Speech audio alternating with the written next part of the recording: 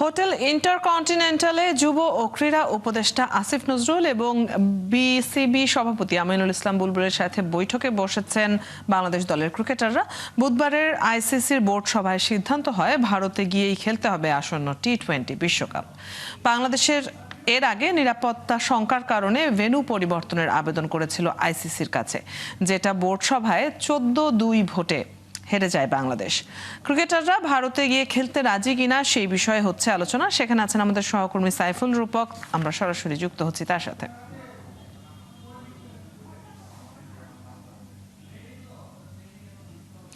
রূপক, meeting কতক্ষণ ধরে চলছে? ক্রিকেটাররা কে কে এসেছেন?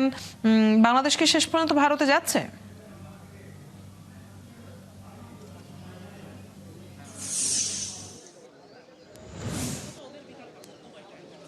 শেষ কোশ্চেনের উত্তর আসলে হয়তো এখনো ক্রিকেটাররাও জানে না, কারণ মিটিংটা চলমান। প্রায় 40 মিনিটের মতো হয়ে গেছে যে মিটিংটা শুরু হয়ে গেছে। ক্রীড়া উপদেষ্টা আসিফ নজরুল, বিসিবি সভাপতি আমিনুল ইসলাম বুলবুল সহ বিসিবির আরও বেশ কজন পরিচালক আছেন। ক্রিকেটারদের মধ্যে বেশ কজন আছেন, সবাই যে আসছেন তা না। কেন্দ্রীয় চুক্তিতে থাকা বেশ কজন ক্রিকেটার আসছেন। উল্লেখযোগ্য বলতে হয় লিটন কুমার দাস, টি-20 ক্যাপ্টেন, মেহেদী মিরাজ ওয়ানডের ক্যাপ্টেন, টেস্টের ক্যাপ্টেন নাজমুল শান্ত সহ টি-20 বেশ কজন ক্রিকেটার আছেন বিশ্বকাপের দলে থাকা কিংবা স্ট্যান্ড বাই থাকা। তাদের কাছে জানতে চাওয়া হবে তাদের আসলে পয়েন্ট অফ ভিউ কি। তবে তার আগে যতটুকু শোনা যাচ্ছে এখান থেকে যে আসলে সরকার এবং বিসিবি কর্তারা সবাই মিলে গত এই 18-19 দিনে যে বারবার বলছে যে ভারতে যাওয়া যাবে না, নিরাপত্তার শঙ্কা, সেটা আসলে কতটুকু সংখ্যাটা কোন পর্যায়ে আছে, কীরকম থ্রেট আছে, কি সমস্যা হতে পারে, সেই বিষয়গুলো বা আইসিসি কতটুকু নিরাপত্তা বাংলাদেশ দলকে দেবে সেটা আসলে কতটুকু সন্তোষজনক, সেই বিষয়গুলো আসলে ক্রিকেটারদেরকে এই কর্মকর্তারা হয়তো প্রেজেন্টেশনের মাধ্যমে জানাতে পারে, এরকম একটা গুঞ্জন বা আমরা শুনছি। বাট যদিও পুরোপুরি এজেন্ডা কি হতে পারে সেটা আমরা জানি না।